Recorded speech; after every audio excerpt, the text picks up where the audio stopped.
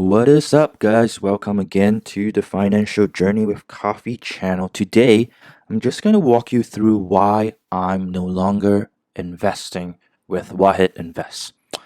Um, so let me just pull up a quick my phone chart here, and let me just show you what's going on with my current Wahid Invest, right?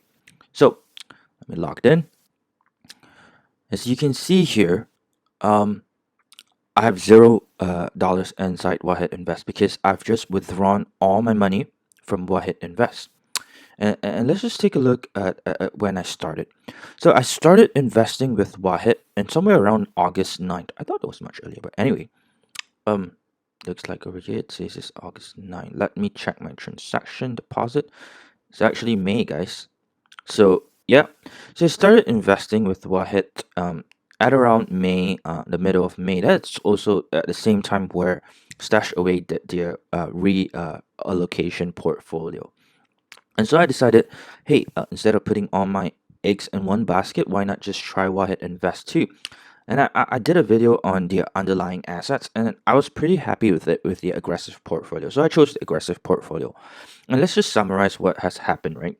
Since May 18 all the way to about November 8th or 9th, I initiated a withdrawal out of Wahid Invest. And so far, according to the stats here, I've earned 240 ringgit. That is equivalent to a 10.23 percentage gain. And as of the time of withdrawal, my total net asset inside this portfolio was $5,311. Well, I wasn't very happy with certain things with Wahid, and so I thought that these money could maybe be put to better use. I haven't really decided what I'm gonna do with this money yet, but I'm most probably gonna double down on Stashaway, unless I find some other investment portfolio that's better. But the reasons why I am not investing with Wahid Invest now is because the first thing is I didn't like how they were really slow in updating their price per day. And whenever you looked at it on that certain day, let's say today it's Monday, right? And your value shows it's 100 ringgit, right? Your total stock portfolio is 100 ringgit. Tomorrow it shows 150 ringgit. But when you're looking at that value of 150 ringgit, the actual value is actually 2 days late. Meaning, if yesterday night the stock exchange dropped by 2 percentage points, right? Your portfolio should also naturally drop by 2 percentage points the next day when you look at it. But the problem is when you looked at it, you don't see that 2% drop because it has a 2 day delay. I'm not sure if a lot of people mentioned this. I don't think anyone mentioned this on in YouTube or any reviews, but that's what's happening right here, right? It's a loss of 2 days. It's a lack of 2 days. And the second thing is I don't like how they're not very transparent. All they gave or the information that they're giving, it's not as detailed as Stashaway. All they gave is just a percentage gain right here. And then if I click I have earned, here I can see right my total earnings, the fees that they charge, the cash bonuses that they have given out, and finally what I've actually earned. So guys, instead of 240 ringgit, I actually only earned 230 ringgit because of the fees. But over here, as you can see, it says 240, but so they haven't even taken out the fees that they have charged. So if you were to take out that 10 ringgit total fee so far that they have charged, my percentage gain on this portfolio might not be 10.23%. It might be slightly lower. So now you see there's a big debate on whether this is ethical or not, and I just didn't like that they show it in such a way. Um, I thought that it could have been better. It could have been like Stash Away, where they deduct the money at the end of every month from you on their management fee, and then they would recalibrate what your portfolio's actual net percentage gain or losses are, right? And so the third thing that I did not like about Stashaway is if you look at my portfolio here, right? So I chose the most aggressive portfolio, and it has a 60% weightage in this Halal US stock ETF. It has about if I remember correctly, 40% in the Malaysia ETF. Well, let's take a look at my desktop and see why I didn't really thought that these transaction matter as much, right? So let's look at this, guys. So if we see the stock portfolio right here, and you can see that First of all, let's take a look at the US stocks, right? So the US stocks, the underlying funds that they invest in is basically this fund, right? The ticker symbol HLAL, Halal. Now, with every ETF, here's just something I want you guys to know that with every ETF, you have the actual performance, right? Which is the black line here, as you can see. And then you have the net asset value, or also termed as NAV. Let me just zoom in so you can see it clearer, right? So you have the NAV and the segment benchmark, which is basically like what they are tracking.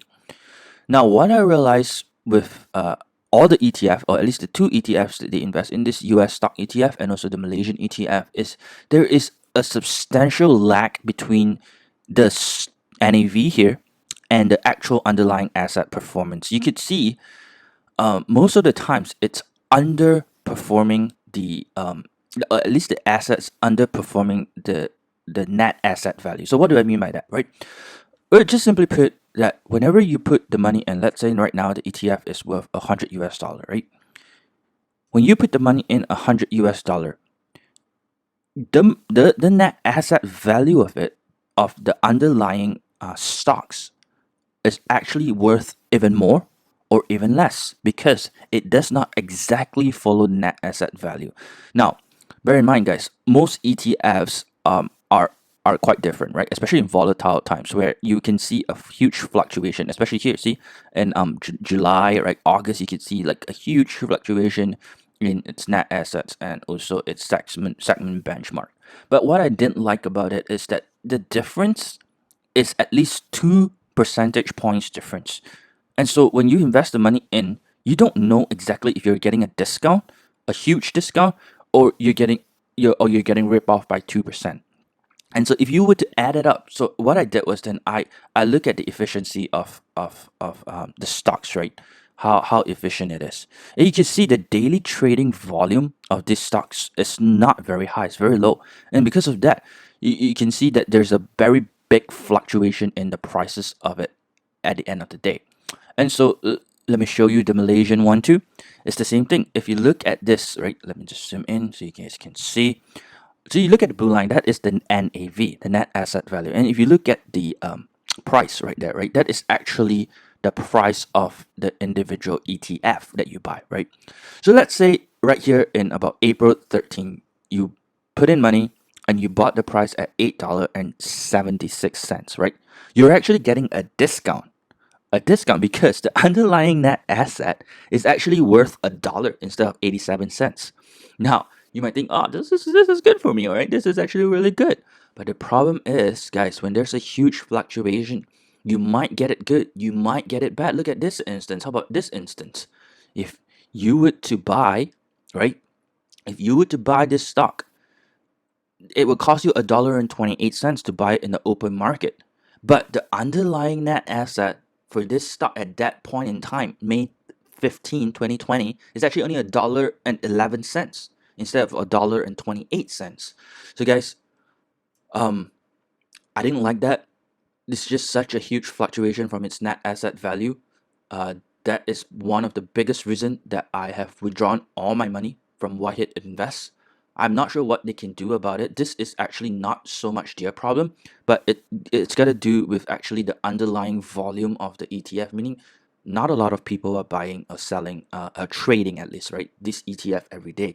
And therefore, you get this huge difference between net asset value and price. And so for me, I like to invest in things that I know, things that are transparent, right? Things that I can say that for sure, if I were to put in $1.36, that net asset value better be worth $1.38, not less than that, right?